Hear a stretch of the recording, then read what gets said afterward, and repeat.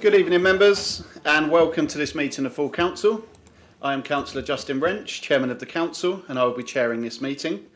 Please can I remind everyone that this meeting is being webcast via the Council's YouTube channel, and please can everyone in the chamber ensure that their mobile phones and devices are switched to silent to avoid any unnecessary disruptions. This meeting is scheduled for 3 hours, so I would be grateful if everyone could ensure that they keep their speeches concise and to the issues being considered. If members wish to speak this evening, please can you indicate by clearly raising your hand. Please note that we're not expecting a fire alarm. However, in the event of an alarm, please leave via the fire exits and assemble in the car park. Members, before we commence the business for tonight's meeting, in order to ensure that we have sufficient time to attend to the council budget and council tax resolution for 2026-27 and consider a report on the local government reorganisation, I have exercised my discretion and reordered the agenda, bringing forward these two items to be considered before agenda item 6, questions to the Leader and Cabinet. I will now proceed to the first item of business, agenda item 1, apologies for absence. So members, I've received apologies for absence from Councillor Pell, Councillor Holland, Councillor Bond, Councillor Martin, Councillor Abraham and Councillor Staines. Are there any further apologies? Councillor Beavis. Thank you, Chairman. Councillor Alt. He may be with us, but he's in traffic coming back from work. Okay, thank you very much. Thank you.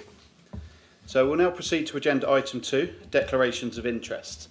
So do members have any disclosable pecuniary interest, other registrable interest or non-registrable interest that they wish to declare this evening? And if so, please can you state the item and nature of your interest? Okay, thank you, members. As there aren't any declarations, we will now proceed to agenda item 3, minutes of the previous meeting. We are being asked to approve the minutes of the extraordinary meeting of Full Council held on the 2nd of February, just 2 weeks ago, and these have been circulated to all members and published on the Council's website. Please can I have a proposer to approve the minutes as an accurate record? Sorry, just before we do, Councillor Abbott. Thank you, Mr. Chairman. I think I know the answer to this, but I'm going to ask it. Yeah. In what was a very important debate and a pivotal meeting for this council in forming its new local plan, the entire debate is summarised in 4 words in terms of the contributions of members of this authority. The only thing that is recorded really is what the Cabinet member had to say. I just wonder whether some of the issues, the main issues that members raised, or their names could have been in the minutes. Thank you.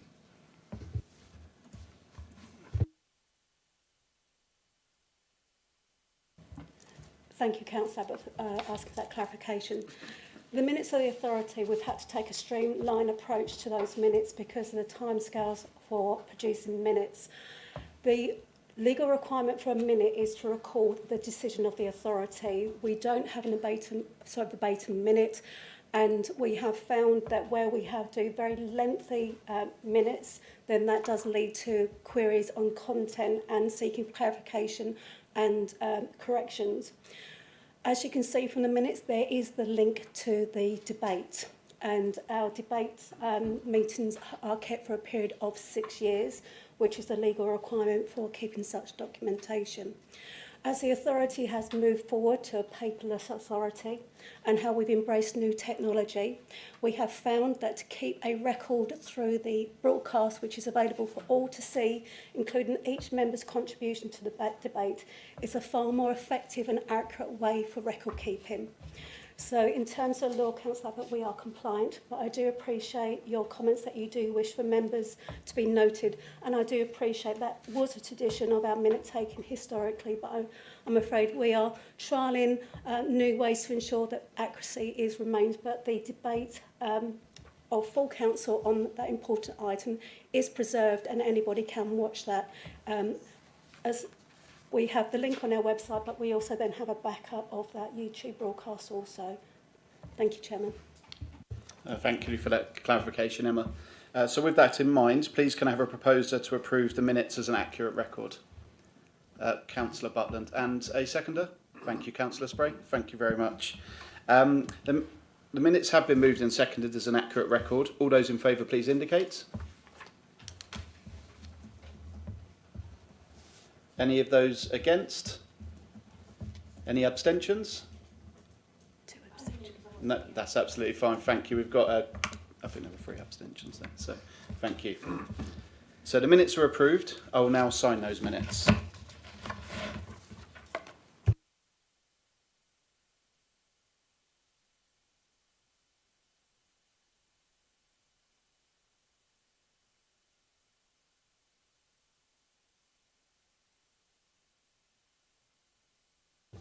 Members, we have no registered speakers this evening, so I'll now proceed to agenda item 5, announcements and statements from the Chairman and the Leader of the Council.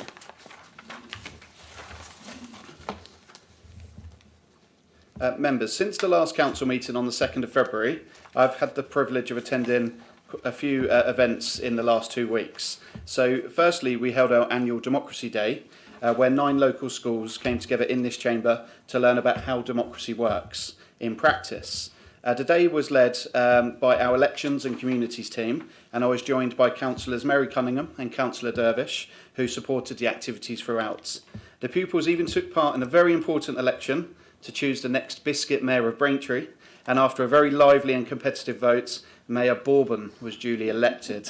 So I was also attended Apprenticeship Day here in Braintree at Colchester Institute's Braintree campus, where Year 10 students from local schools explored a wide range of courses and apprenticeships available.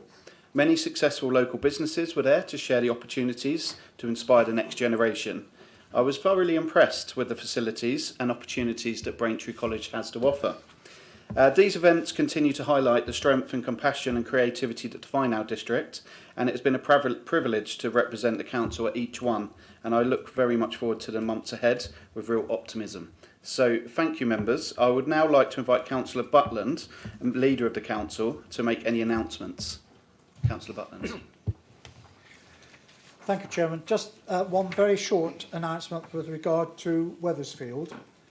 Mr. Chairman, as you will be aware, the asylum accommodation at Wethersfield has attracted some national attention recently, and I thought it would be timely to give an update on this issue.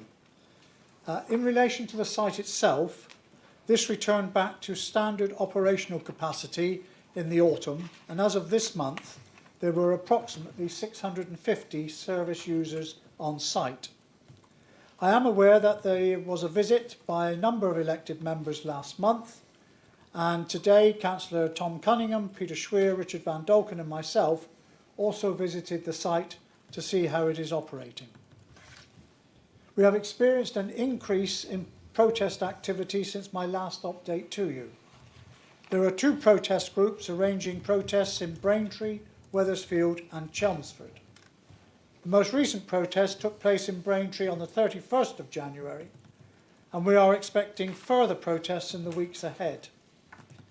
Whilst we continue to support Essex Police in ensuring that the right for peaceful assembly does not infringe on public safety, it may be worth reminding the public that our stance on Wethersfield has been clear and consistent since we first learnt of the Home Office's plans back in March 2023. This disused airbase in a very rural area does not have the infrastructure to host asylum seekers on such a large scale. Mr. Chairman, we will continue to seek clarity on the government's plans for the site following the expiry of the Special Development Order in April 2027, which is not that far away. Thank you, Chairman. Thank you, Councillor. Thank you, Councillor Butland. Members, as advised at the start of this meeting, we will now deal with the agenda item 7, Council Budget and Council Tax 2026-2027 and the Medium Term Financial 2026-27 to 29-30. For this item, please can I remind you that you have 2 reports and we have also been provided with a minute extract report from the meeting of Cabinet held on the 5th of February 2026 in respect of the Council's budget and in its recommendations to full Council. The Council Tax Resolution Report and a minute extract was circulated to all members by email on Friday the 13th of February. Before inviting Councillor Bowers to move the recommendations for full council, I can confirm that there are no amendments for this budget this evening. Members, as set out in the guidance issued by the Monitoring Officer, which was circulated to all members with the publication of the agenda, please can I remind you that you will only be able to speak once during the budget debates. During the debate, members are speaking on the proposed budget and the council tax resolution, and you should confine your speeches to the matters under discussion. Speeches should last no longer than 5 minutes, and I will curtail any speeches. I must point out that Councillor Bowers has unlimited time in order to present this budget this evening, though. At the end of the debates, there will be a single recorded vote for the council budget and the council tax resolution. When we reach the vote, I'll hand over to our Chief Executive. So, Councillor Bowers, please can I invite you to move all the relevant recommendations for full council for the budget and the council tax resolution. Before you make your speech, the recommendations must be seconded. Thank you, Chairman. Yes, I move the recommendations as set out. Thank you, Councillor Bowers. Councillor Bowers has moved the recommendations. Please can I have a seconder? Second reserve the right, Chairman. Thank you very much, Councillor Butlands. Councillor Bowers, please can you present the budget and council tax resolution? Thank you, Chairman, and good evening, members.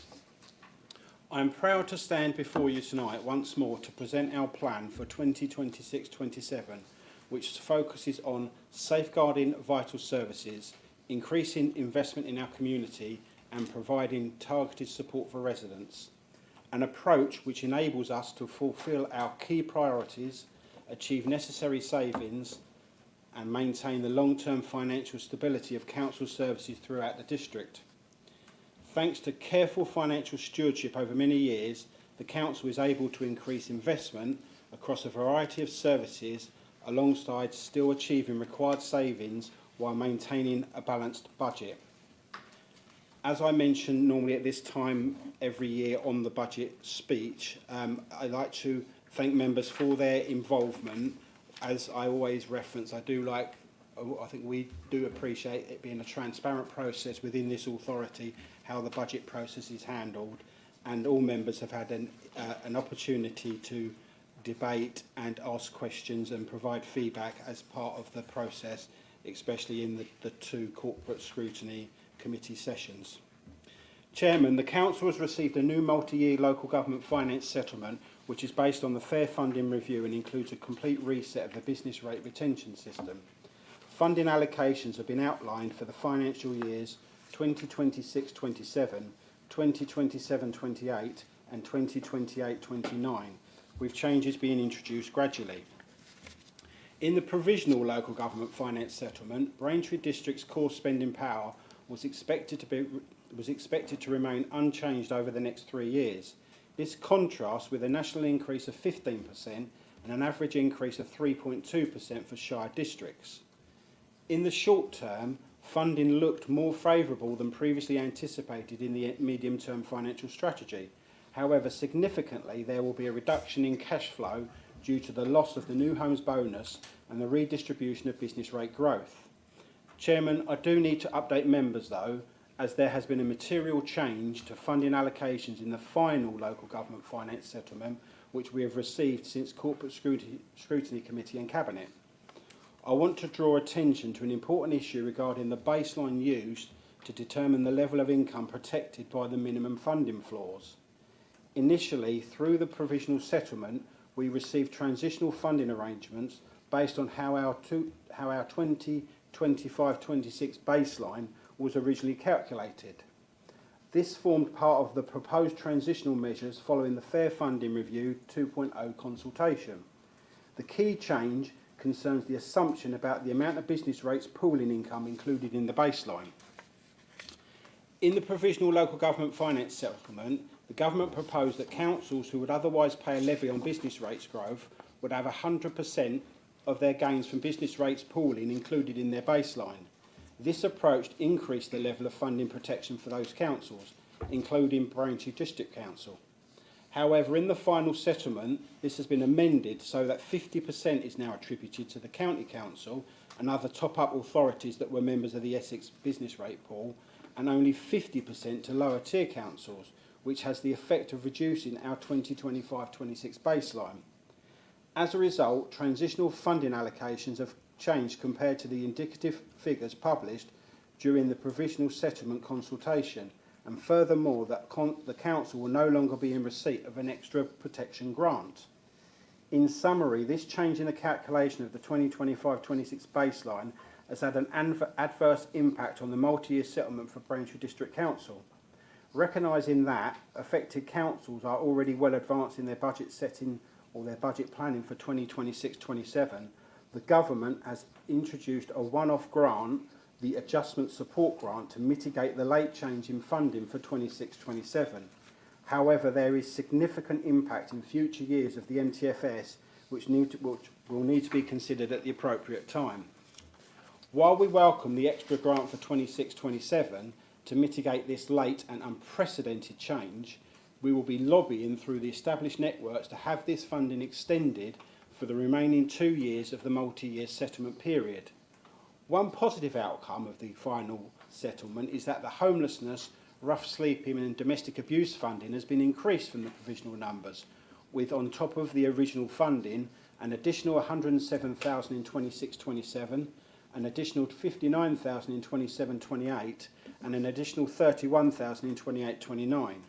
This extra funding is in part to recognise new burdens that are likely to come as a result of the Renters' Rights Act and potential impact from those at risk of homelessness. Funding has also been allocated for extended producer responsibility for the 26-27 financial year, as included in the Cabinet report. Now, Chairman, I would like to move on to the final budget proposals before Council tonight. Rising costs, including paying inflation, as well as some reductions in income, mean that we require over £2 million in additional funding simply to maintain our current level of services. This is a significant challenge, but one, as always, we are determined to meet. To ensure we continue to deliver for our residents, we are proposing ongoing investment of approximately £800,000. This funding will strengthen key areas such as community support, local pride initiatives, economic development, regulatory services, digital transformation, project delivery and enabling services. Each of these areas are vital to the wellbeing and prosperity of our district. The key priorities shaping this year's budget are: over the next 2 years, the Council is committing £400,000 to initiatives that will directly support residents with the cost of living crisis.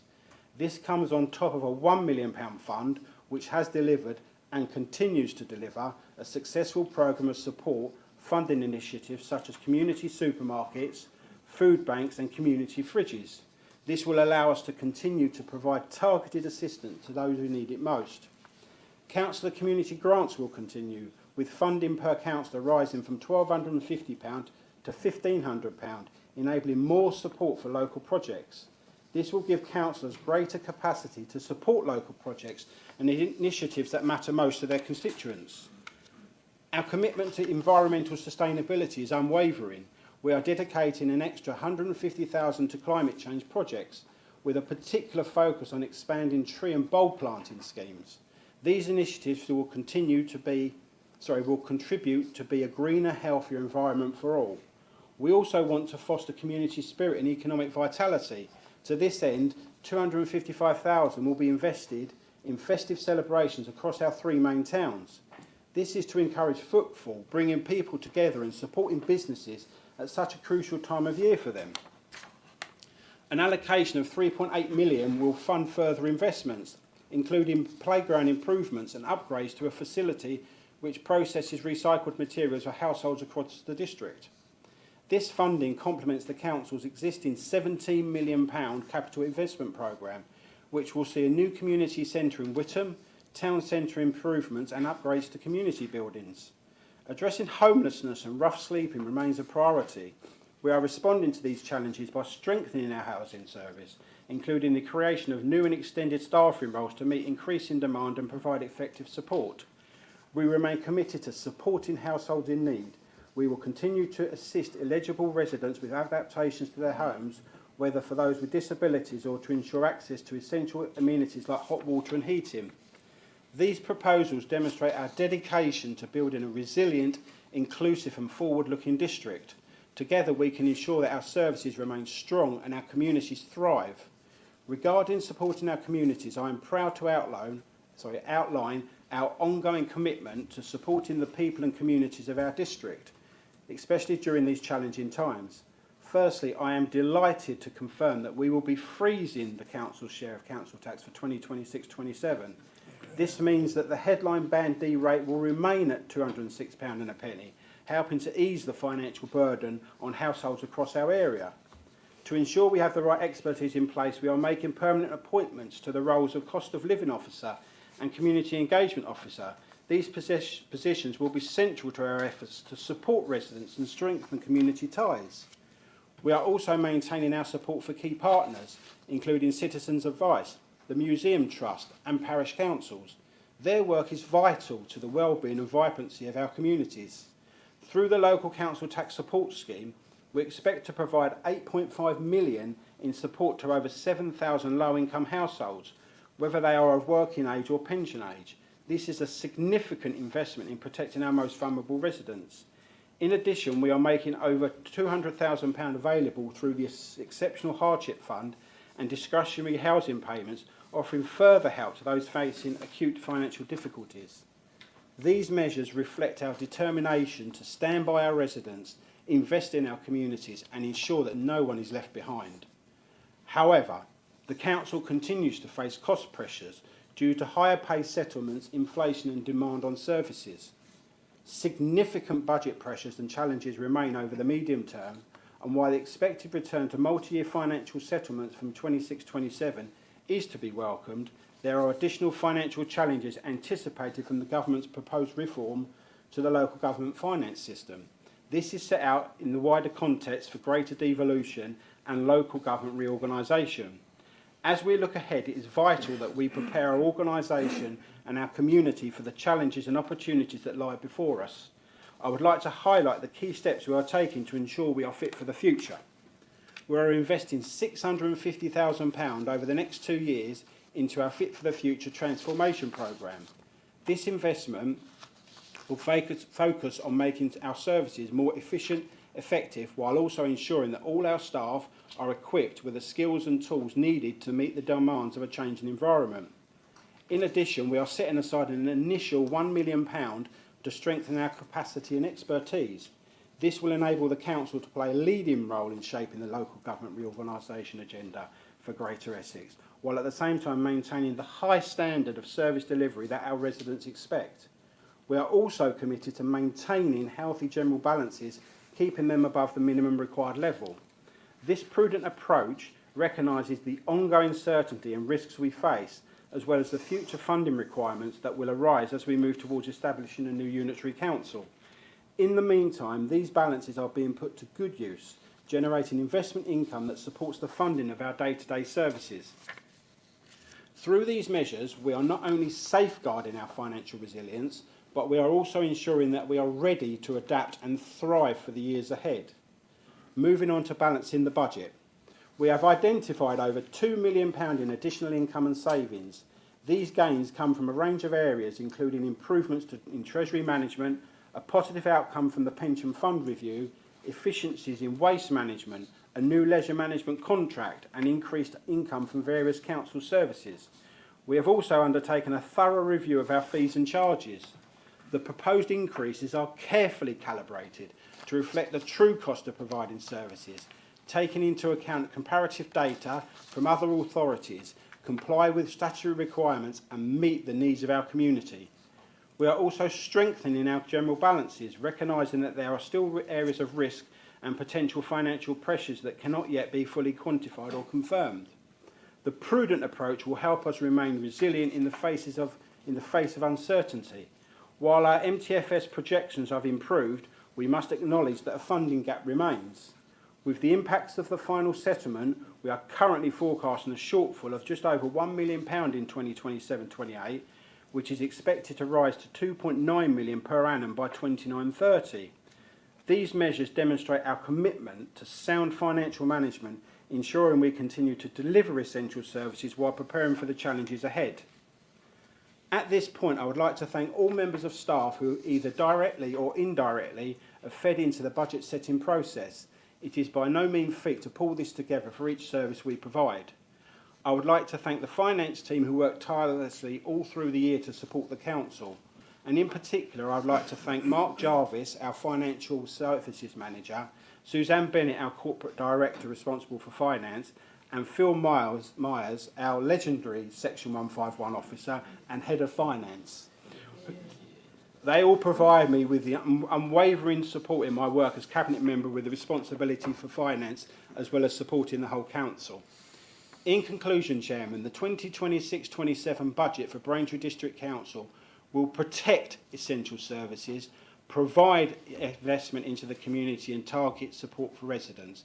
It will deliver on priorities while continuing to deliver necessary savings. It will ensure the long-term financial sustainability of council services. More than £50 million will be spent on delivering over 100 services that keep our district clean, safe and supported this financial year. Strong financial stewardship means we can take this step with confidence, delivering support to those who need it now while ensuring a stable financial position in the future. Our priority is to give families stability and reassurance while continuing to protect the services and community support that so many rely on. Chairman, for all these reasons, I feel this is a good budget and I hope this is a budget that all members will support tonight. Thank you. Thank you, Councillor Bowers, for your presentation. Members, we will now proceed with the debate, and as advised at the start of this item, members may only speak once during the debates, and you are speaking on the proposed budget and council tax resolution. I will remind you to confine your speeches to 5 minutes to the matters under discussion, and hopefully I won't have to cut out any excessive speeches or ask members to address the matters under consideration. So do any members wish to speak on this item this evening?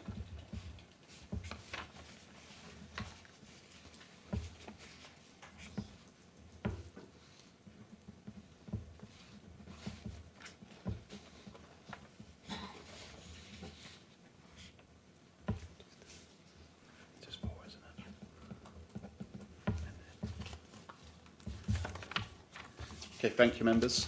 I'll start with Councillor Beavis. Thank you, Mr. Chairman, and I will be supporting tonight's budget. I wanted to thank the officers, and particularly the Cabinet Member, for all of the work, and also the Chairman of Scrutiny. I think he's really worked hard on making sure that that's been very effective again twice during the last period. So thank you for that. I just wanted to raise some previous points that I've raised before, and it's probably going to come as no surprise to you. The 255k for the Christmas lights. And the reason I take issue with this is because I feel that Howsted and Whitton do have precepting powers. And I previously made the point that if we want to buy a new piece of children's equipment for our village, we're told to raise our precept. And I just feel for me that just doesn't fit. Just doesn't fit right for me that, you know, a town that has precepting powers is being given money like this. And I do feel that 255k is an awful lot of money that could have been spread across all of our parishes, actually. And we could have all done something with that money, because we all raise money locally to actually have a good Christmas.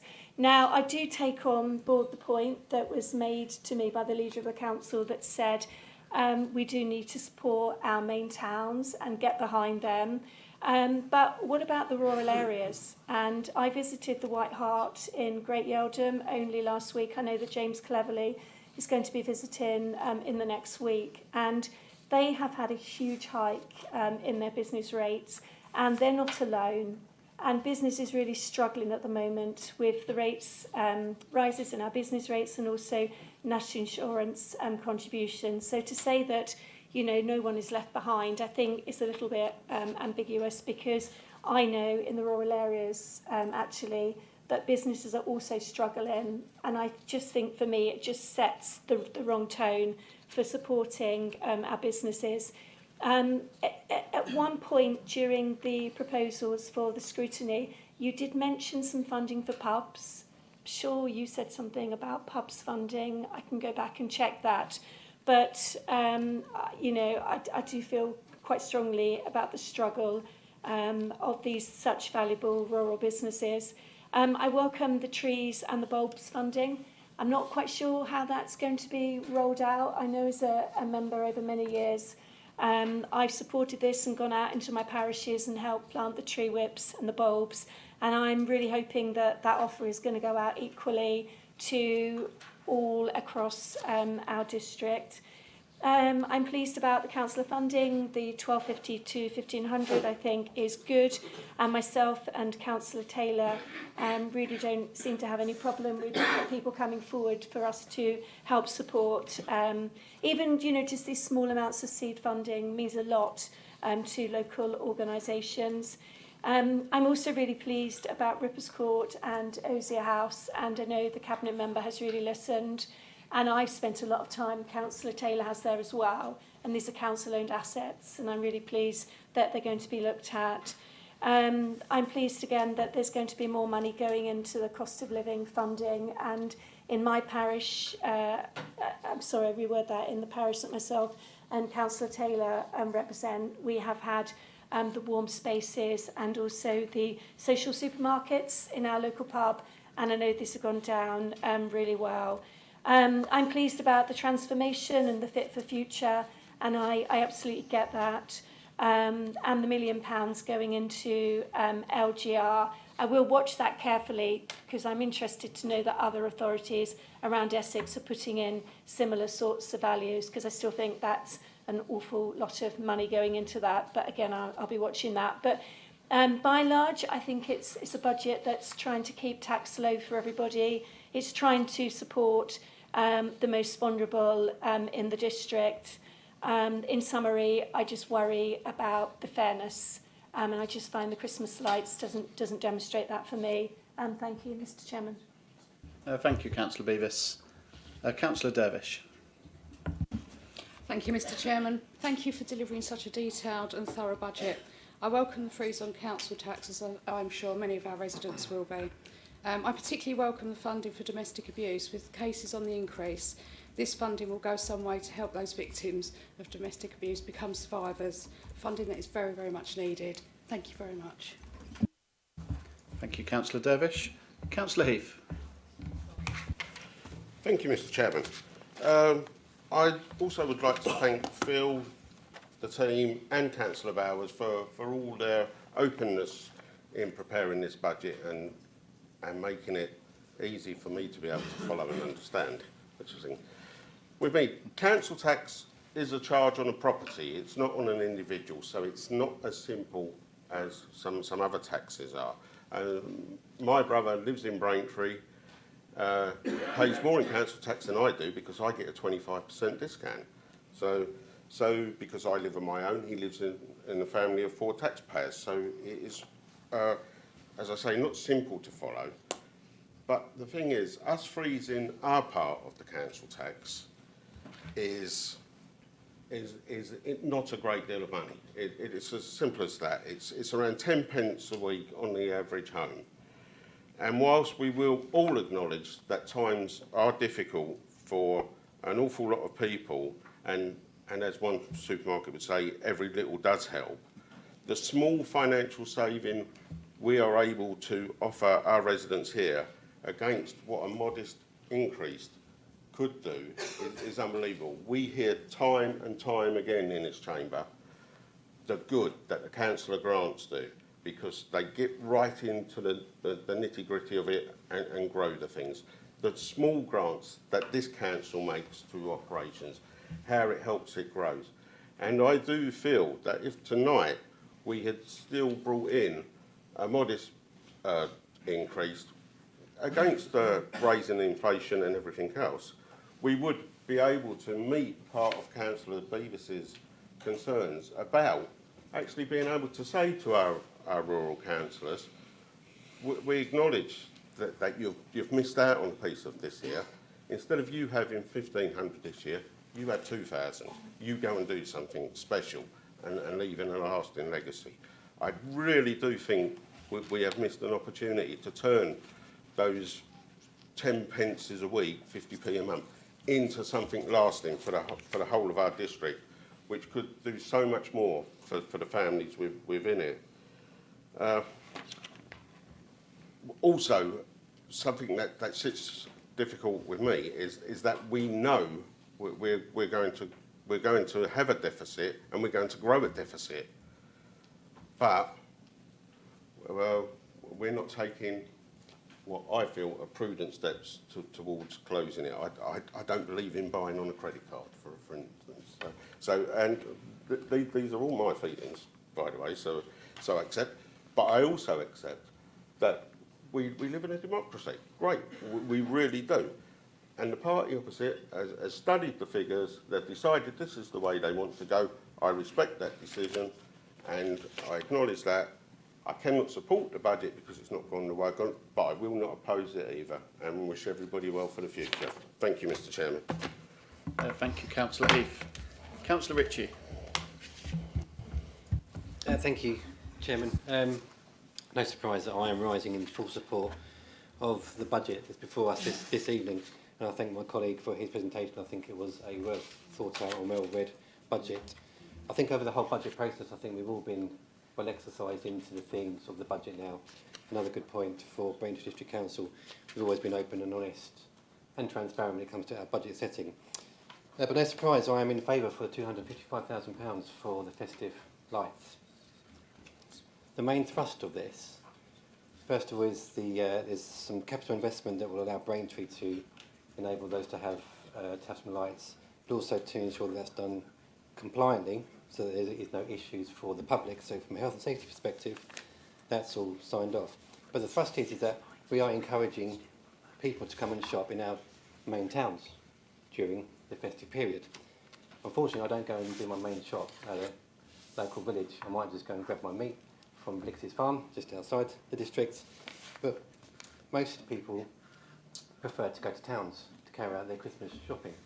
So it's only fair that we support our towns in being able to attract those to the main towns during some of the busiest times of the year, that supports them to be able to balance their books throughout the rest of the year. So I'll make no apologies for that. With regards to villages being able to carry out their own festive lights, the ward of which I'm one of 3 representatives, Grey Notley, has a wonderful Christmas light presentation. So does Black Notley, and so does the parish in which I live, Shalford. They all have their own festive variances on what they want to do at Christmas, and they have the budget to be able to do so. If there is still a deficit, then maybe I could suggest maybe using the extra top-up of the community grant scheme towards some additional festive lights in any parished areas that we live. Thank you, Mr. Chairman. Thank you, Councillor Ritchie. Councillor Hayes. Thank you, Chairman. I also will rise to speak in favour of this budget and support the budget, I say. I was pleased that this administration is freezing our part of council tax. I know it's a small part of the council tax make-up, but we only can control the parts that we're in charge of, and that shows sound financial management from this side. I agree that freezing our part of council tax, protecting our frontline services that our residents rely on day to day, with the changes coming up to the bin collection, things like that, I think it's really important that we protect those services. Supporting residents with a £400,000 with a cost of living fund, extending that help, getting a full-time employee to do that, that's really important. And I think that shows, again, what this administration or what local Conservatives can do, making a sustained budget for the people of Braintree. Thank you. Thank you, Councillor Hayes. Councillor Edwards. Thank you very much, Chairman. And before I begin, I'd like to associate myself with the remarks made by the Cabinet Member about Phil, Suzanne and Mark during my time on the Governance and Audit Committee. I got to know them fairly well, and we do really have a Rolls-Royce financial service in this council. Mr. Chairman, some people ask me why I stood for council in the first place. I'm young, it's a bit of a tie, people are mean to you on the internet, evenings and late nights, and bluntly, there's very little glory in local government. Mr. Chairman, a budget like this one is why I stood to be a councillor. This is a fantastic budget, and it is one that no other party, clearly, would have put in front of the chamber tonight. Freezing council tax means that residents will pay nothing more extra for the services that we deliver in the next financial year. It's a budget built on the promise that we made to voters during our election campaign, a promise to keep council tax low. Now, not every party keeps their promises to voters, Mr. Chairman. Reform went into the local elections last year promising to cut council tax. Yet not a single Reform administration in this country is going to cut council tax this year. Labour were elected at the general election nearly 2 years ago to grow the economy. Yet the Health Secretary has said there is no growth plan. Mr. Chairman, we keep our promises on this side of the chamber. We promise to keep council tax low, and we have the 4th lowest council tax in Essex. What would the other parties have done in our position? We know that Labour love tax, as Councillor Heath has said. They've frozen student loan thresholds, frozen income tax thresholds, introduced the family farm tax, and hiked business rates on pubs like the White Hart Leader of the Opposition mentioned. Insofar as the ING Group have a coherent ideology, I was very sorry to hear the Leader of the Opposition stand up and once again pit communities against each other, urban versus rural.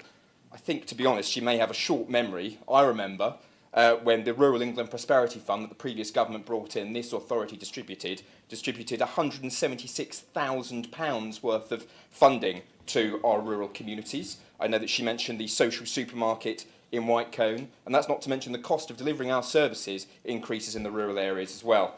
She spoke as well about the money we're putting into the Christmas lights. Again, I'm old enough to remember that in 2023, Councillor Rishke very unfairly was criticised for cancelling Christmas when the Christmas lights didn't happen. This money ensures that that will never happen again. In conclusion, Mr. Chairman, we know the art of the possible on this side of the chamber. We know that promising council tax cuts is unfeasible if residents want quality services, but we believe that residents should keep more of the money that they earn. We promise, we deliver, and we keep council tax low. Thank you, Mr. Chairman. Thank you, Councillor Edwards. Councillor Abbott. Thank you very much, Mr. Chairman. Overall, there are things in this budget which I think are quite fair, but it's made up of pluses and minuses. So if I go through a few of them. The first thing that I would say overall is that Councillor Bowers' rose-tinted spectacles view of life in the district and how no one's going to be left behind, I mean, really does need a reality check. He mentioned, I think, clean and green. Has he had a look at the A12 recently? Myself and Councillor Wright will be doing our annual spring press release soon about the disgusting state of the A12 trunk road. Now, I know Braintree Council is not responsible for the people who throw things out of vehicles, but it is an absolute eyesore, and we can't say everything's clean and green when we literally have a linear fly tip of 10 miles through the district. The money for tree and bulb planting is very welcome, and very pleased to see that the administration did listen to the conversations that were had at the scrutiny committee and has upped the amount. But that's set against the backdrop that the money for tree planting this financial year was zero. But I think we do need to be investing more in nature restoration. I'm involved with a number of projects and so is Councillor Wright in our ward, and we'd like to see more support and more public support from this council for that. But for every tree we're planting, for every tree this council's planting, we're losing trees. We've recently lost 500 yards of mature hedge and trees in Rivenhall, and the losses cumulatively over recent years have been enormous. So no one's keeping tabs, actually. Yes, we're planting some trees, but we're losing others. Very much supporting the cost of living support money and the increased money for combating homelessness and domestic abuse. Those are very important areas to support. Also supporting the council community grant money, and that it will go all the way to the end of this administration. I think it specifically said March 31st, 2028. Well, let's watch this space after today's shambles from the Labour government. Will it be actually that date? The Christmas lights, yes, I am going to speak a little bit about this, and to pick Councillor Ricky up on this. I'm astonished he said no one shops in the villages or something like that. Has he been to Silver End or Kelvedon or Coggeshall that have supermarkets in the centre of their villages and other shops? People do shop in the villages, and those parish councils currently are paying for their Christmas lights. Silver End, I know, does. So perhaps some of that money could have been shared amongst the parishes. But also, you could have still had a substantial amount of money for Christmas lights, but say 100k of that could have been used, I think, far better, not just to support our parish councils, but how about reinstating the Ranger service so we can get some of these small highway jobs done, which are now not being done, which is also contributing to why our public realm is in my view, deteriorating. The shortfall in 1.6 million and 2.2 million in the future years up to 29-30s are concerned, and is that a legacy for the new unitary, whatever it shall be? Yes, the funding for the recycling processing, very important, and as you're not going to be surprised to hear me say, we really want to get that recycling rate up and stop so much waste being burnt. Currently, all of the black bin waste in Essex Authority area is being sent to Rivenhall Airfield to be burnt. And we've got a report out soon showing that about half of what's being sent there could be recycled if it was better separated. Paragraphs 17, 5 and 6 and also Appendix G talk about the capital funding and assessing for the future, but I'll raise the point I raise every year. Where is the backbench member involvement in the capital programme? I think there should be more involvement. I think all members of this council should be asked at the appropriate time of year, what would you like to see invested in your areas? I think that would be a really good democratic engagement process. The initial £1.1 million for local government reorganisation, well, how much will it cost in the end? One interesting line I picked up, I did read them, all the fines and charges. £200 for fly posting. Have we ever fined developers for fly posting on lamp posts? Because they do it a lot, putting their signs everywhere. Question. Good to see the £61,000 confirmed for the solar PV array on Silver End Village Hall, and I'd like to thank Councillor Bowers for listening on that issue. Do appreciate that. But could he clarify, please, I can't see any item in the capital either this year or future years for the actual roof replacement, which I believe is going ahead at the same time. In conclusion, Mr Chairman, whilst it is good that this council has frozen its share of the council tax, it is a small proportion, as others have mentioned. The Essex County Council tax will be going up, so will the police, so people will see their council tax going up overall. And I just wanted to finish on one particular item which I think is of great concern, and I know it's not necessarily directly this council's responsibility, but the deterioration in our public realm by Essex County Council, which is an authority which self-assessed itself on a 25-page report which the government then said was green rated for its highway service, the potholes, the flooding, the broken signs, the damaged pavements, that is a real issue for people in their everyday lives, which they raise very regularly with councillors. And I think, again, it speaks to Councillor Bowers saying everything's great. It's not in that respect. And also, we still have great pressures from cost of living. So overall, it's a budget. I won't vote against it. I'll probably abstain. But overall, I think we do need a bit of a reality check on a lot of these issues, because people's lived experience day to day is not as great as some might say. Thank you, Mr Chairman. Thank you, Councillor Abbots. Next I have Councillor Toby Williams. Thank you, Mr Chairman. We are a pretty modest and self-effacing bunch on this side of the chamber, as you'll be aware, and we very rarely stray into self-congratulations, but I do think that tonight we might have to make a bit of an exception, because when we talk about the council tax freeze, I do think it's important that we look at the context, because I think it was only last week that the Labour government announced that a whole series of councils right across the country have been able, or will be able to, increase their council tax by more than the 5% cap. And I think it's worth just looking at what this means for residents in those particular areas. I've got the figures here. In Lib Dem Bournemouth, council tax is due to go up by 6.75%. Labour Trafford, 7.5%. Labour Warrington, 7.5%. Lib Dem Windsor, 7.5%. Lib Dem Shropshire, 9%. Lib Dem North Somerset, 9%. And in reform-run Worcestershire, despite that party promising to slash council tax could go up by 9%.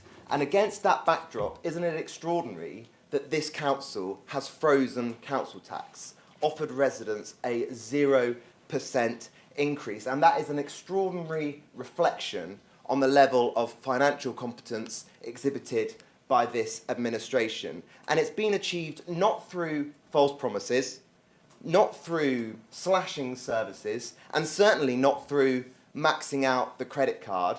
It's been achieved by good old-fashioned, unsexy, sound government. And it is that sensible, moderate government that is delivering for residents in our part of Essex. Pragmatic, prudent, prioritising public services. It is these principles that means that we are able to put money back in the pockets of our residents when other councils are fleecing theirs. And it's for that reason that I'm more than happy to support this budget this evening. Thank you. Thank you, Councillor Williams. Councillor Tom Cunningham. Thank you very much indeed, Mr. Chairman. One of the benefits of coming in this late in the debate is very difficult to add much on top of what's already been said. But I'd firstly like to again thank all those so actively involved in the budget. And if I may just add a note of criticism to my good friend and colleague, the Cabinet Member for Finance. He said it was a good budget. This is an excellent budget for this district. He presented it in an excellent way, but he presented an excellent budget. And it is a budget that sees this local authority meet with current challenges and prepare for a future of which we still approach with optimism, hope and expectation to deliver a great change for the people not just of this district but for the county of Essex. But we acknowledge a change where the direction of travel and, shall we say, perhaps the timeline of implementation may be open to a little bit more interpretation than perhaps we thought some weeks ago. But just in terms of some of the specific points that have been raised, I would also just like to add note of support for the additional festive investment in our 3 town centres.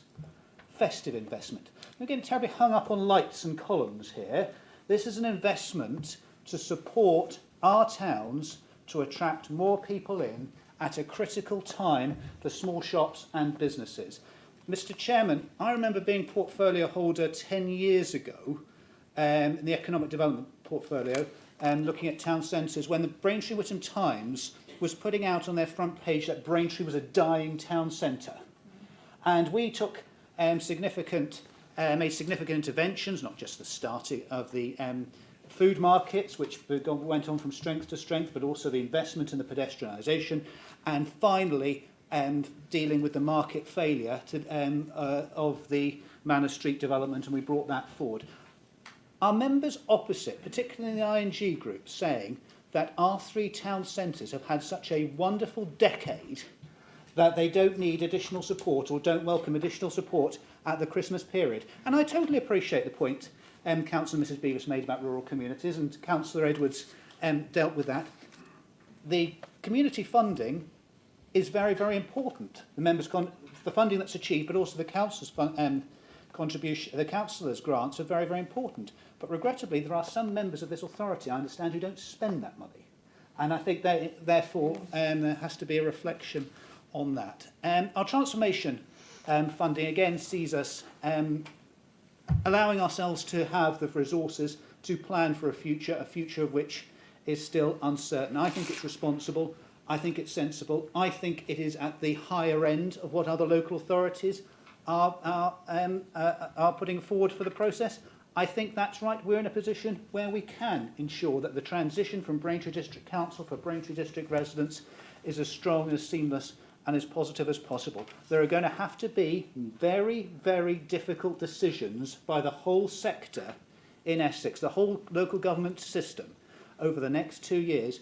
I got to my feet in another council last week and made the point that difficult decisions cannot be kicked down the road. Continuity of service must prevail, and local authorities cannot bury our heads in the sand. So on the agreement of this budget, I think I'm right in saying the work already starts to deal with the budget for 27-28 to ensure the local authority moves forward. I'm very pleased we've had the additional money in bulbs and planting, and we'll give some more information about what that looks like in practice, what that actually means, and members' involvement, and we'll roll that out in the next few weeks. I just want to say final comment, something about Pride in Place. I'm aware that there is an interest in the services provided by the County Council, primarily around highways. I would just like to remind colleagues that the County Council put in an additional nearly £50 million worth direct from their funding, not government funding, additional funding from the County Council into highways maintenance over the last 2 years. And then the new Cabinet member for highways rose to his feet last week to announce an additional £6 million in the highways network to deal with the problems of winter. The additional potholes caused by the winter weather. We had a particularly disastrous winter in 23, 24, and I'm afraid 25, 26 is looking at it could be worse. I don't think we've had a day this year where it hasn't rained. That has had a profound impact on the highway. And that is a council that I think put a council tax rise of just 3.99% to the electorate, as well as dealing with all the care and educational challenges that authority has to deal with. So an excellent budget tonight, one that, as I say, ensures service continuity, plans for the future, but we are very aware on this side that there are challenges ahead, and as always, we'll crack on and meet those challenges. Thank you. Thank you, Councillor Tom Cunningham. Next, I have Councillor Paul Thorogood. Thank you, Chair. I've just got a few words to say. I'll just come back very quickly on what Councillor Cunningham said about highways. Yeah, they have found a bit of money down the back of the sofa this year, but there was years of decline. It was actually called managed decline by an officer at Essex County Council, and they have, as everyone knows, the roads are in a very poor state. We've got a backlog of members' nomination schemes, as long as your arm, almost as long as the local highways panel schemes. There's lots of broken signs and potholes around the Coggeshall, Kelvedon and Fearing area, and there's no sign of them being fixed. Just about the Christmas lights, we're not saying don't give money, obviously, to the towns, but it would be nice to have some of that money spent in the villages or the small towns. Coggeshall and as my colleague said, Silver End pay for their own. It does bring people in, but there are shops outside of the towns. I'll be brief now. My main statement is this. I'm concerned about a serious financial risk that does not appear to be provided for in the budget, and that is if the draft local plan is found unsound and has to be withdrawn and restarted, the cost could easily run into hundreds of thousands of pounds, or potentially exceeding 1 million or 1.5 million once again, in evidence, consultation, legal advice and staffing time, as we saw during the previous local plan process 5 years ago with West Tay and Western Braintree. This represents a significant and foreseeable financial exposure. If this occurs before May 2028, Braintree District Council will absorb that cost. If it happens afterwards, the new authority would inherit a flawed plan and possible appeal exposure and planning instability at the very moment it's trying to establish itself. Therefore, this is a material financial and governance risk to residents both now and under the new authority. I am concerned that no quantified financial risk assessment or clearly identified contingency provision appears within this budget to address that scenario, and this leaves residents exposed to potential substantial unplanned expenditure. Thank you. Thank you, Councillor Paul Thorogood. Councillor Mary Cunningham. Thank you, Chairman.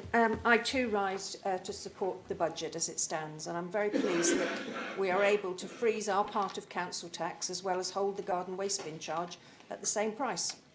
We've recognised that the cost of living is still very much a challenge for our residents, and as well as an additional £400,000 funding for an additional 2 years of support, the budget also includes funding for a cost of living officer and a community engagement officer, which will work for the whole district, and which is a really prudent opportunity going forward towards LGR to have those posts in place. I also welcome within the budget, as I know all members do, and we've heard quite a bit about it this evening, the increase of £250 onto the councillor's annual community grant, bring it up to £1,500. And I know I've heard this evening, and I've had feedback from charities and volunteers, that a few £100 locally is actually worth thousands to some of these groups in what they can do. So very pleased to support that, and I know how much benefit we'll get, that the fact that we know that we're going to have that for 2 years or for the life of this council. It really does give a huge amount of support to all our wards. So thank you, Chairman. I fully support the budget. Thank you very much, Councillor Mary Cunningham. Members, I have one more speaker. If I have missed you, please indicate now, but I will now hand over to Councillor Billy Taylor. Thank you, Mr Chairman. I think Councillor Toby Williams and Councillor Jack Edwards made some excellent points, so I won't cover those. I agree with Councillor Abbott on the A12. The rubbish on the side of the road is outrageous, but it's not necessarily unique to the A12. I see it all across the country. Britain needs a good spring clean, I'm afraid. The country's in a filthy state in parts.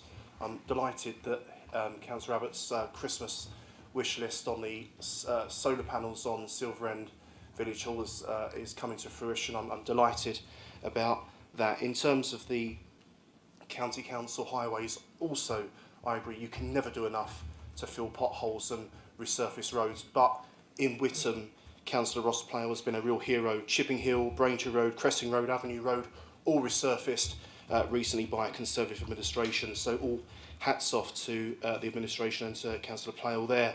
I think Councillor Heath raises a very good point. Can we really afford this? That is a central question. Can we really afford this budget? When we examined this topic at scrutiny earlier this year, we discovered that the new homes bonus is disappearing. At the end of this financial year, I believe, £1 million will disappear, but we're maintaining the cost of living fund in this budget. The medium-term financial strategy, I believe, stands at £365,000 for years 27-28. However, we've been reassured by officers and by Councillor Bowles that there's significant headroom in the budget to cover that off. And I think if we did raise council tax by the 3%, Councillor Heath would be right. We'd have more money to spend, but it wouldn't eliminate or even start to really tackle the MTFS. Yes, we could increase council tax and we would have more money to play with, and I considered that point myself, but fundamentally, we don't need to raise that council tax to deal with any of those issues. We have a well-balanced budget, so there isn't any need, I think, on this occasion, in this financial year, to increase tax. So I'm absolutely delighted to be supporting, taking a Conservative stance and adhering to a manifesto commitment and voting to freeze council tax, so I support the budget. Thank you. Thank you, Councillor Billy Taylor. Councillor Butland, as seconder, and having reserved your right to speak, please can I invite you to speak now, if you wish to do so. Thank you, Madam Chairman. I was expecting a word from the Labour Party, but Mr. Chairman, I do beg your pardon. Mr. Chairman, I was expecting a word from the Labour Party, but absolute silence. Councillor Heath, I thought, was speaking in his role as chair of the committee, Corporate Scrutiny. Yes, okay. Well, no proposals from the Labour Party on this, and no real proposals from the Independent, Green and Assorted group. I say assorted because, of course, I look particularly at Councillor Thorogood, who I'm finding difficult to keep watch on him these days, because here he sits as a member of the Independent group, but at the County Council he's just moved from the Independent group to sit with the Liberal Democrats. It's as if you're sort of a moving target. However, I'm very pleased that we're able to produce this budget. I think it goes back not just for this budget, but previous budgets. I think it shows how wise, Chairman, we were not to incorporate the new homes bonus into our general funding, but to keep it separate, because we always felt at some stage that would come to an end. And if we had incorporated it, it would have given us a significantly more difficult situation. I think the decision we took to put £1 million to the cost of living to help our most vulnerable members of our society has been a very good move, and one that continues. And can I just say that the support to areas such as the food banks, which enable them to provide services in the rural areas as well, doesn't seem to have met with or been clocked by members on the other side.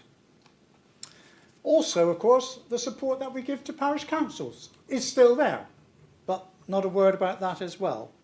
But overall, Chairman, I assume from the fact that there are no amendments, and I think most of the views from members opposite have been to actually support this with a few minor little issues which they raised, is really to commend the work that my colleague, Councillor Bowers, has done, that the whole council has done, because we work as a collective on this, and we can all feel proud that we are able to freeze council tax.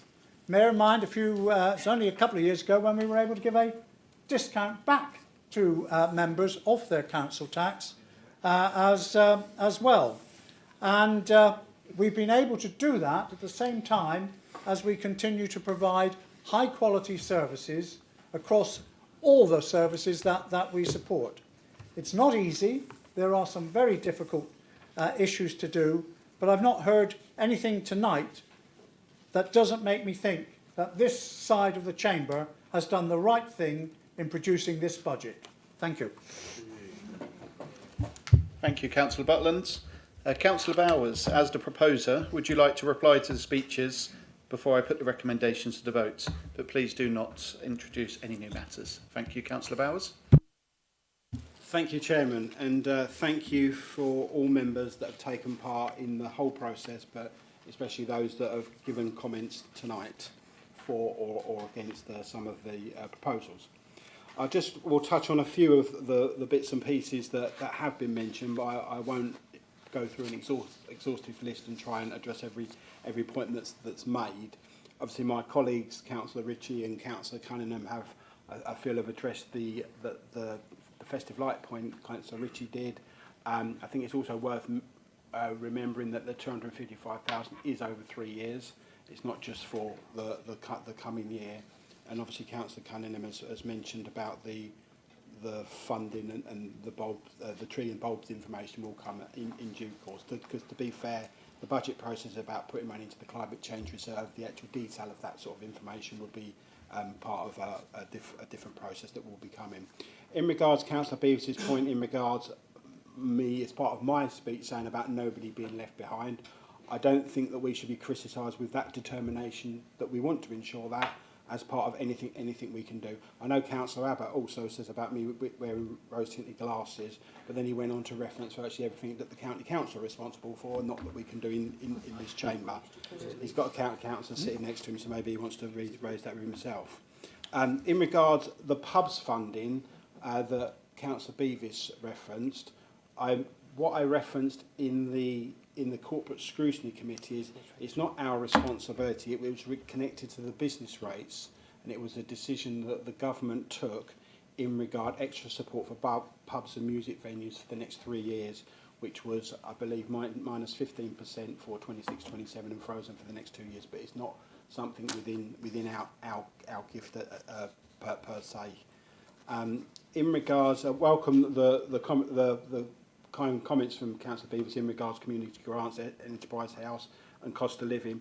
In regards to the LGR piece, I think he was referencing about you welcome it, but you'd like to see what others do in regards to what are we doing and that kind of thing. And I think just for members, I know I referenced about the £4 million at Chelmsford. I know I've referenced that as part of the budget setting process. Colchester set up an LGR reserve of 1 million in 24-25. This is just flicking through sort of budget papers across the sort of county. 26-27, there's talk of making a further contribution to that reserve, but not sure how much that is going to be at the moment, but there was the 1 million already. Tendering 0.45 million set in 25-26. Talk about needing further to update that. Up to 250 over 2 years, plus an additional 2 million in reserves.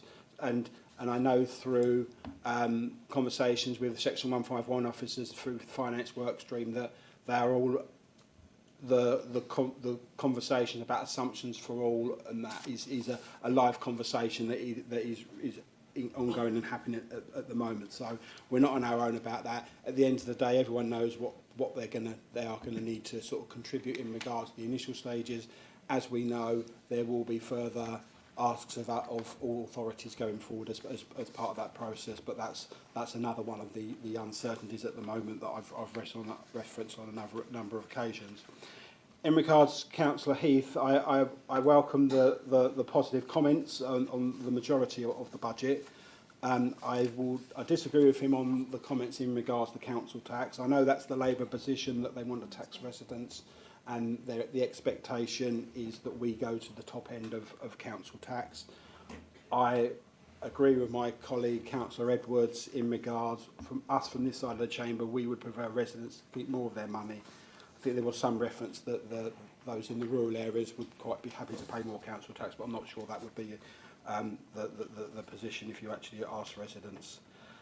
The piece that I wanted to address from Councillor Heath was about the prudent piece, and I normally agree with Councillor Heath on a lot of things he does say, but in regards to this about don't like buying on a credit card, I can ensure we are not buying anything on a credit card, even though the deficit is increasing, and it is increasing further because of the decisions from the Labour Party, as I referenced in the final government settlement.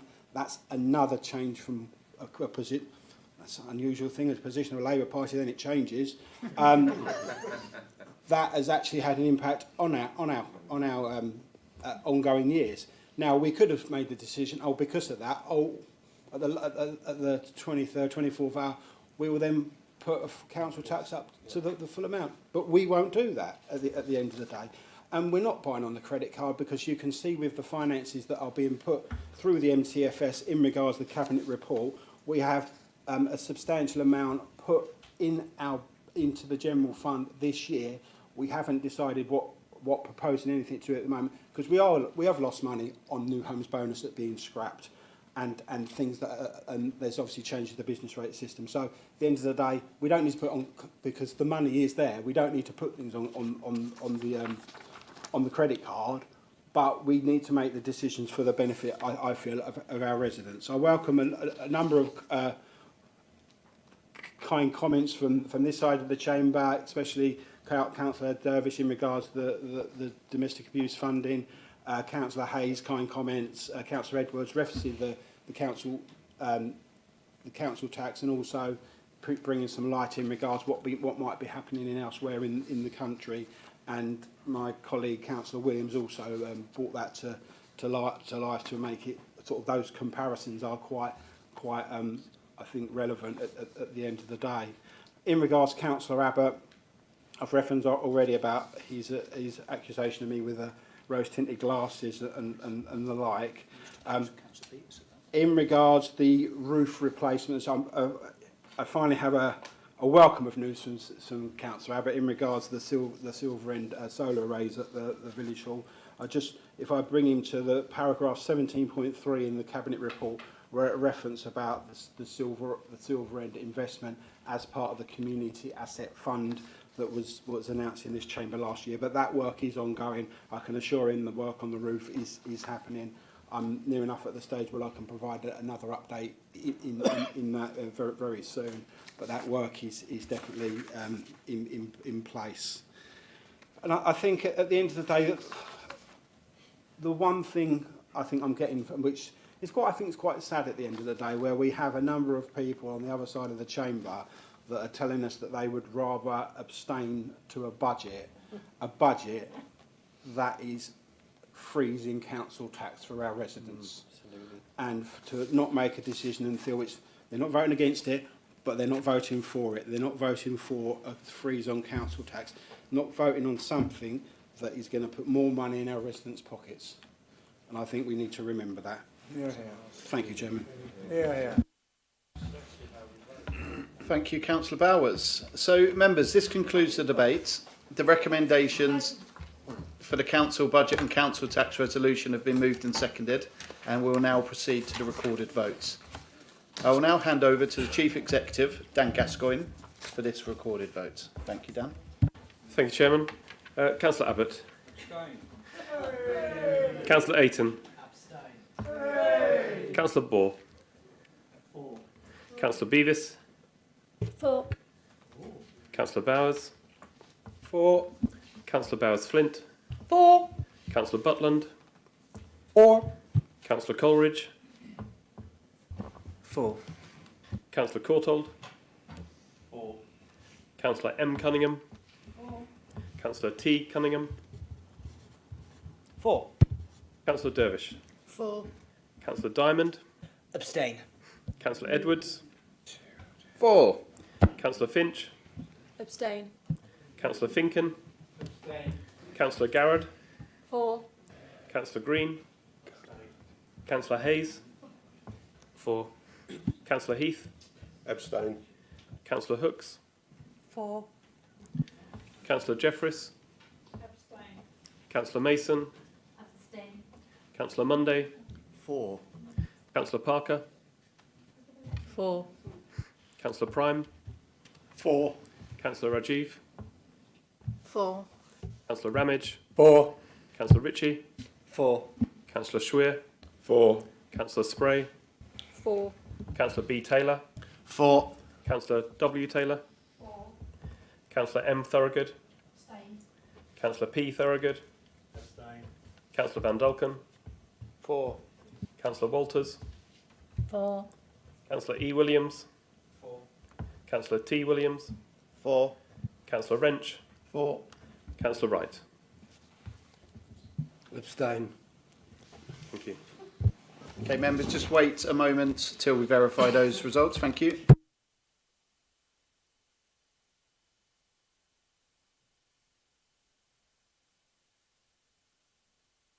Mr. Chairman, point of order. Could I ask for your ruling, please, on the, in terms of councillor standards of people being heckled according to how they vote? I mean, we've had a lot of this recently in the local papers of Conservative group making comments about how members vote. We've actually now got it in live form.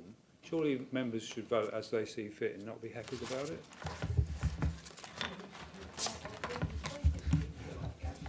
Yeah, I would just ask on both parts that what during debates and during votes, if we could show respect, so that would be much appreciated.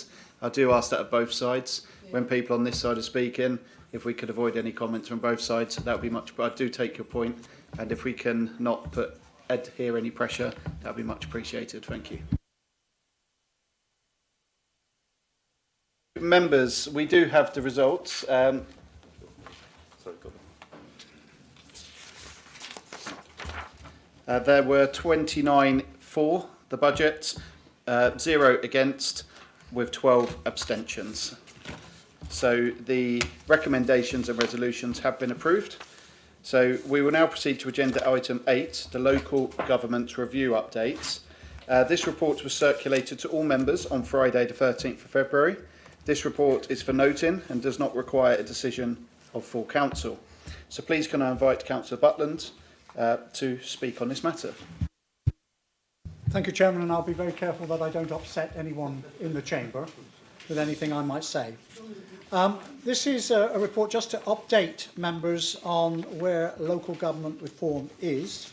Following the end of the consultation period on the 16th of January, the MHCLG wrote to the chief executives of the 3 upper tier authorities, Essex, Southend and Thurrock, to ask for their views on how the structural change order, that will be the order that brings into being the new unitaries, what it might contain.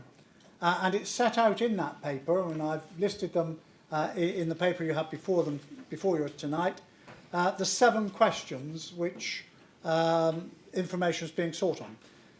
Given the way Essex has been working together, it was agreed by the authorities, all 15 authorities, that not only the 3 upper tier authorities would respond, but also the 12 district, borough and city councils, with a view to seeing what was common place between us and those areas where there might be some difference. I have set out in Appendix A how we feel that Braintree District Council would respond to those 7 questions. I'm not going to go through them all here. That I think it sets out quite clearly in the paper that one has before you. But there are clearly, there's a huge amount of agreement amongst the 15 authorities on what should be in the structural change order, although there are one or two areas where the Secretary of State may well get slightly different views from, depending on really on which part of the Greater Essex area some councils are in. One of the things which I would just draw attention particularly is to question 6, which was, would you prefer for any parish council elections to be aligned with elections to the new councils? Because I know this is something which those of us who attend parish councils or are members of parish councils have had put before us. And as to whether they should be aligned. So at this moment, the election timetable is 2027 would be the elections to the new unitary authorities, in shadow form. And we don't know yet whether that will be 3, 4, 5, 6, whatever. But it will also be the elections at the moment still for Braintree District Council and also for our parish councils. Now, I think if LGR keeps to its timetable, I would think it highly unlikely that with the elections to the new shadow authorities, that Braintree District Council would have elections on that same day. But that is still a matter for government to do. But certainly the parish councils would.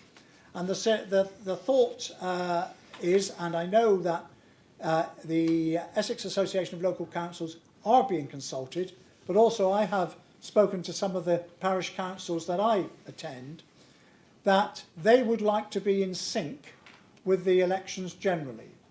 And so we are suggesting that the parish council elections scheduled for 2027 take place, but that members of the parish council should be elected for a 5-year period, not the normal 4, to 2032.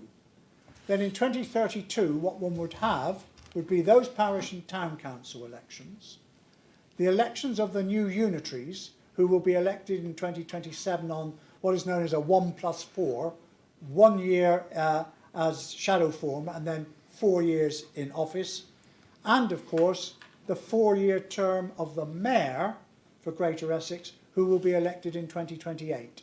So that is one of the things that we have put forward, and you will see that that is the response that we're putting forward in answer to question 6. Question 7 was about names. There was a strong feeling, again, across all the authorities, that the title that is used should be council and not unitary authority. It was felt, Mr. Chairman, that people referred to a council and very rarely to a unitary authority. And indeed, if you think of Thurrock Unitary Authority, it soon changed its title to Thurrock Council. So those are the answers there. These responses have to be in to MHCLG by the 17th, which is tomorrow. And as I say, there is a fair degree of agreement, but we will then wait to see what is included in the structural change order, which we are expecting to be published before the summer break of Parliament, and then probably, hopefully, go through Parliament between, well, civil servants say autumn, but we're learning that autumn can sometimes not last until way into December, but as soon as we can. So that was what I was intending to say until, of course, today.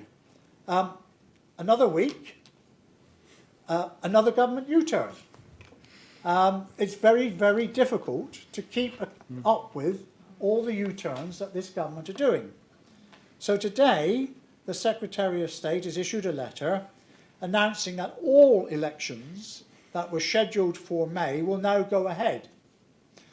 This is a change, obviously, from the previous position, whereby elections of 30 councils across England had been set to be postponed.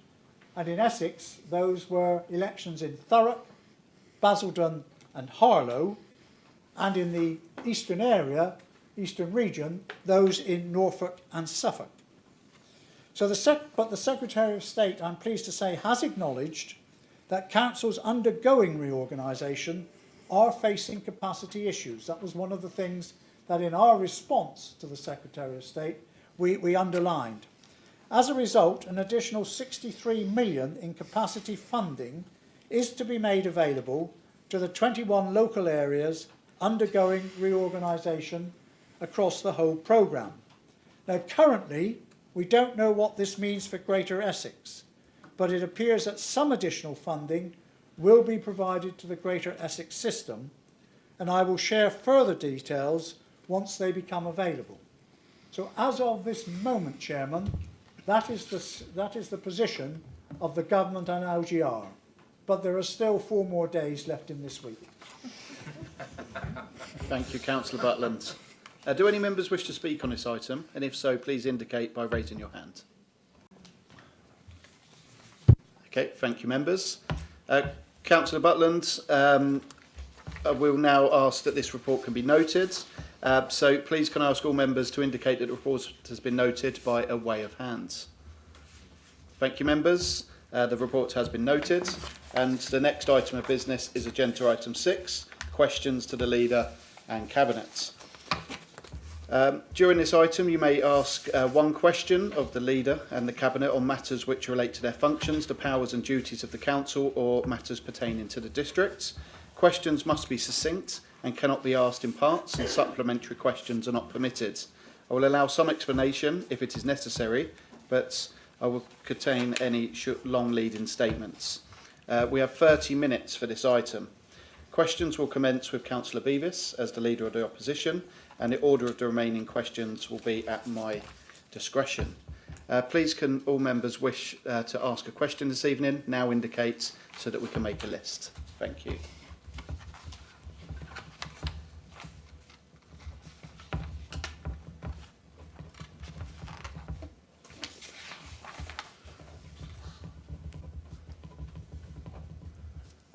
Thank you.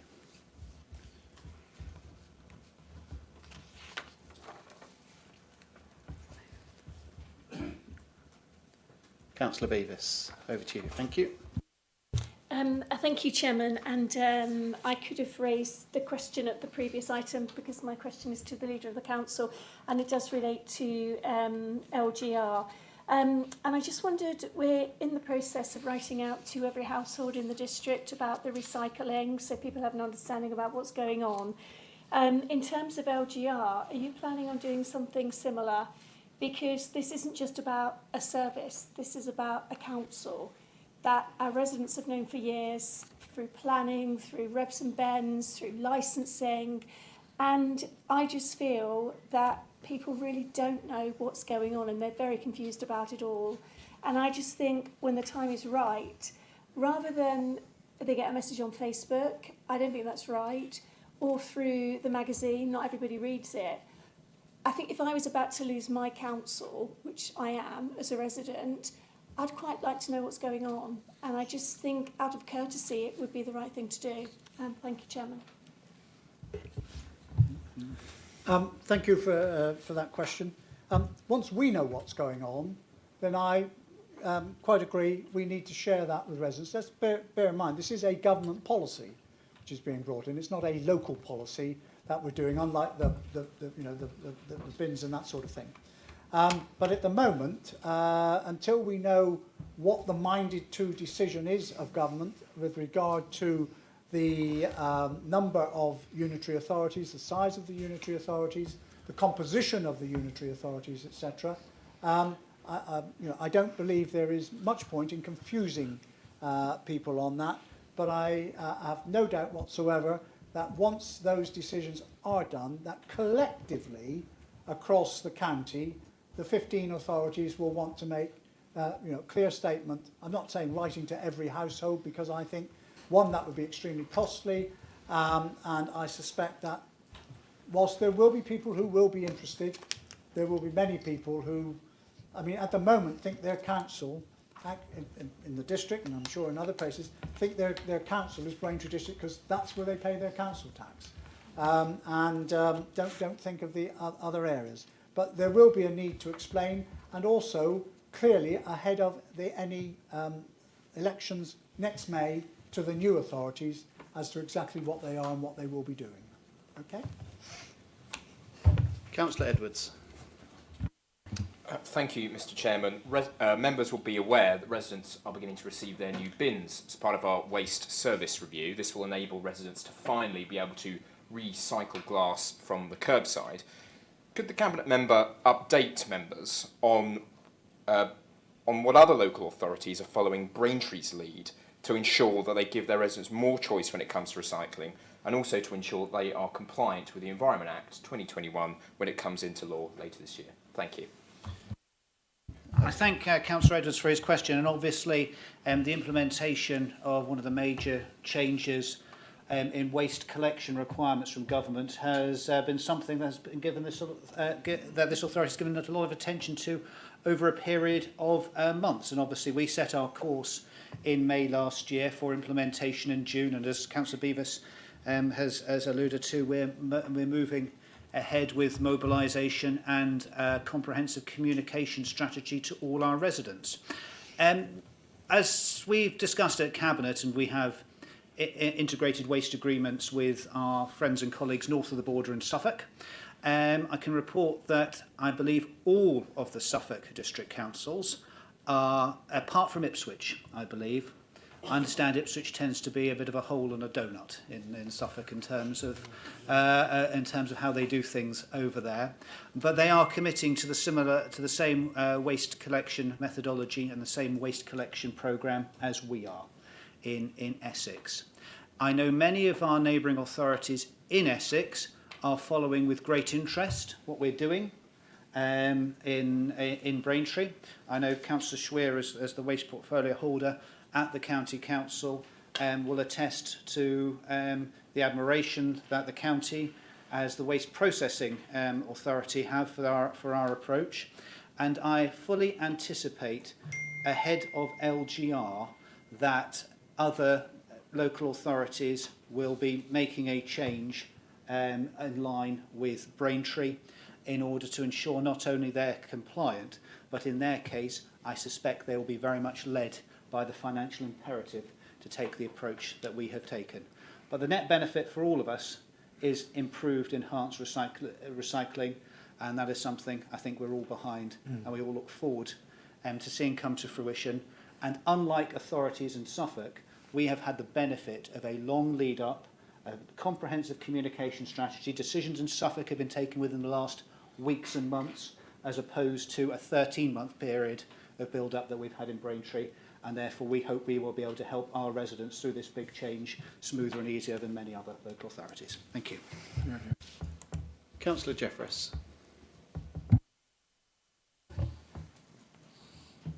I'm rising to speak. I wasn't going to ask this question, but I've changed it. Does the leader not think that it was rather disrespectful of the Braintree Conservatives to post on Facebook 20 minutes before the decision was taken about the council tax?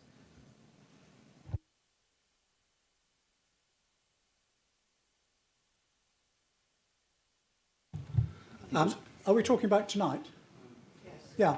Well, of course, the decision is not new tonight because, of course, it was at the Cabinet meeting and also at the... We made the decision here tonight. Sorry? It was the final decision tonight. Well, yes, okay. I would not have done it at this time. I have not seen it. I will look into it. And I appreciate that all parties can have little problems, but at least it won't result in a U-turn as a result of it from this side of the chamber.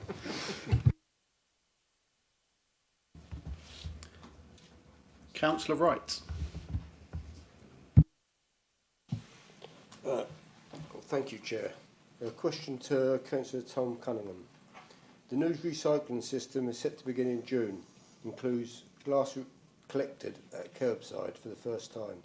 Is there any information available yet on the extent of any reductions in the bottle banks networks that could follow the new system being brought in? And will BDC consult parish and town councils if changes to the bottle banks and other drink banks are proposed? Thank you. Sorry, Councillor, I didn't mean to cut in. Absolutely. Can I give him the reassurance that no decisions and there'll be no removal immediately of any existing brink banks? I think we have said we need a bedding in period to see how these new arrangements will pan out. So I certainly don't envisage any of the existing communal brink banks or bottle banks disappearing in the first 12 months of the service. And when it comes to an appropriate time to review that, we will of course consult with parishes and community groups and those that use those facilities. But certainly no plans to remove immediately. Thank you. Next I have Councillor Prime. Thank you, Chair. A while ago I posed a question about cyber security, which resulted in some various members' evenings, which I found very informative, and I'd like to say my thanks to the officers that put them on. But it leads me on to a question about AI. We're all getting emails in our box now about AI and how much councils are using it. I'd like the Cabinet member to inform us of what areas we use AI in the council, and are we in place for security-wise that it is reliable? Thank you. Councillor Bowers. Yeah, thank you, Chairman, and thank you, Councillor Prime, for the question. I think it's a very relevant question, and I'd like to give a little bit more information to members to give them a bit more confidence in regards to artificial intelligence. So AI, obviously artificial intelligence, refers to a broad set of technologies designed to mimic human thinking and reasoning, helping us to solve complex tasks. While AI itself isn't new, recent advances in computing power and algorithms, especially large language modules, have enabled AI to tackle increased sophisticated problems. This includes the development of tools like generative AI, which is creating text and images and more, and agentic AI, which can autonomously plan and execute tasks.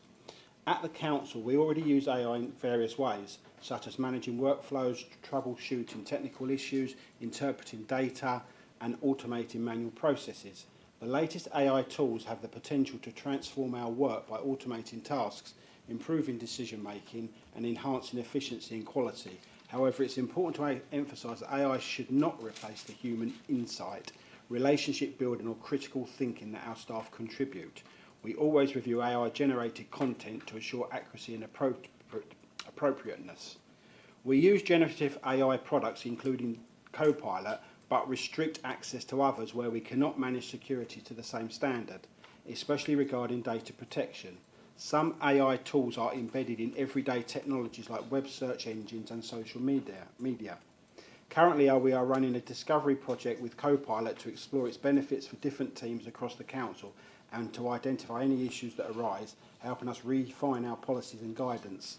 This project uses different licence types with varying levels of functionality. We have provided guidance to our teams on AI security, ethics and effective use, and will continue to develop this guidance in the coming months. We also work with partners across Essex to keep our cyber security policies up to date with the latest technology developments and threats, and new draft policies are under review. So I can assure Councillor Prime that we are on top of everything as much as we can be. The security is where it needs to be, but it is definitely reviewed on a very regular basis to make sure that we are as safe as we can be. Thank you, Chairman. Thank you. Councillor Ayton. Thanks, Chair. I'm a bit concerned to have learned that roughly 30%, or 4,000 out of 15,000 postal voters in the district, didn't respond to the recent survey. Is this normal? Is this the norm across Essex? And considering we'll have county council elections in roughly 3 months, what is the current administration going to do to address this and make sure that our elections are run at peak performance? Thank you, Chair.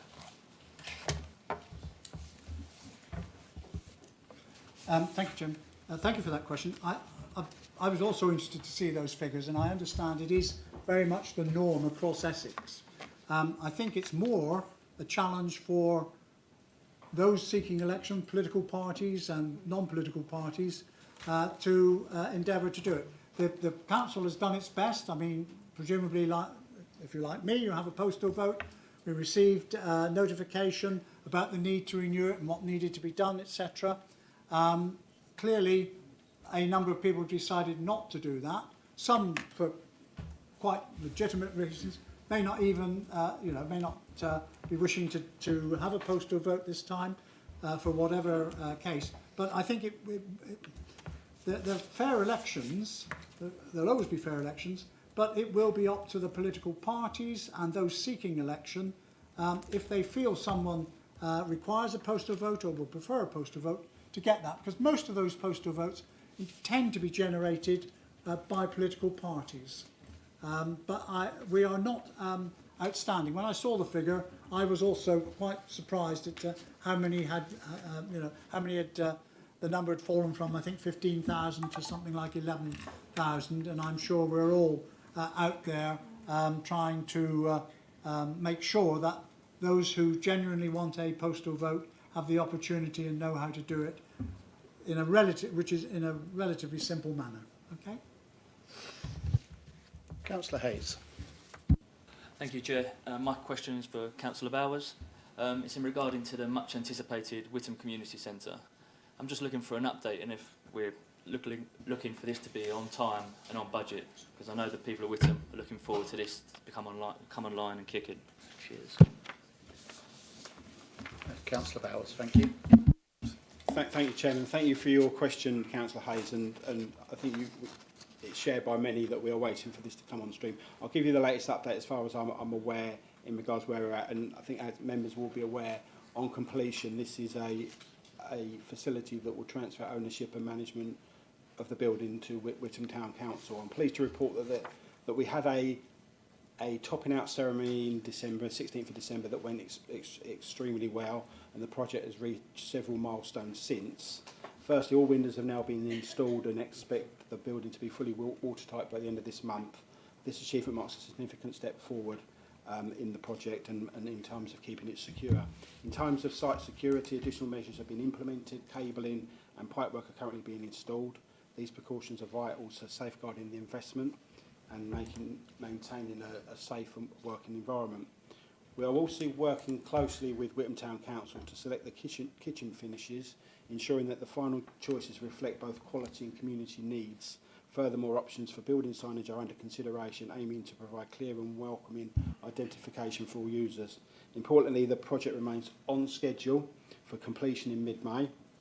This is testament to the dedication and professionalism of all involved, and I thank all partners for their continued commitment. In summary, it is progressing well, it's on track, and we look forward to the day when the district and the wider community can be invited to the new facility. Thank you. Thank you, Councillor. Please. Next I have Councillor Abbott. Question for the Leader of the Council. Does the Leader of the Council agree that securing a viable local plan which commands support across this chamber and across our communities is something we should strive for? And equally, does he agree that we should seek to avoid a repeat of the failure twice of the last local plan and the major controversy it caused? Yes. And our final question this evening is from Councillor Toby Williams. Thank you very much, Mr. Chairman.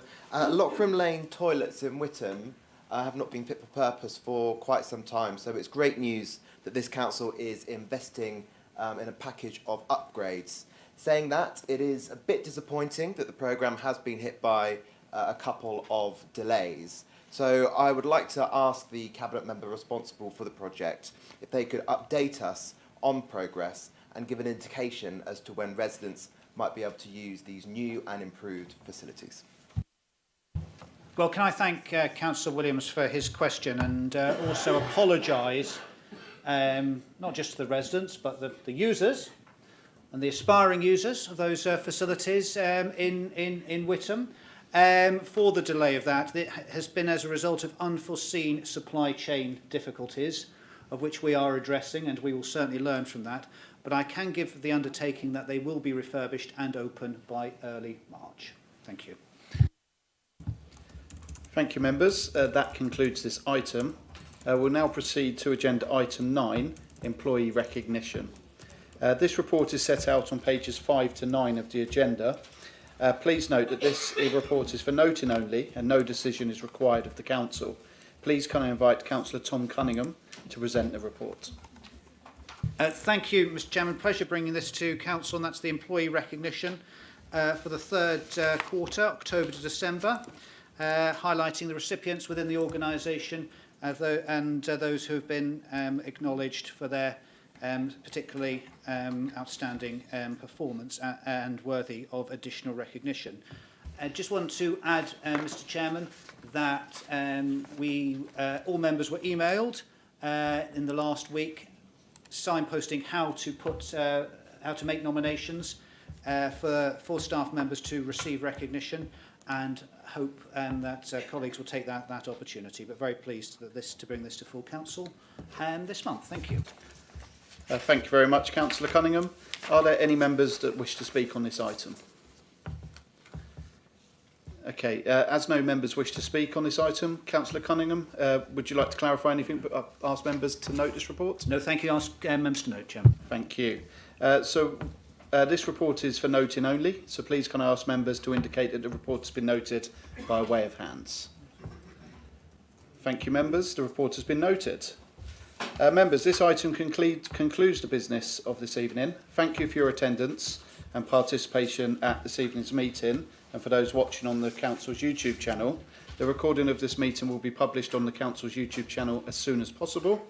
Members, please be reminded that the next meeting of full Council will be held on the 30th of March at 7:15 p.m. and calendar invites have been circulated. I will now formally close this meeting of full Council at 1 minute past 9. Thank you, members. Have a good evening.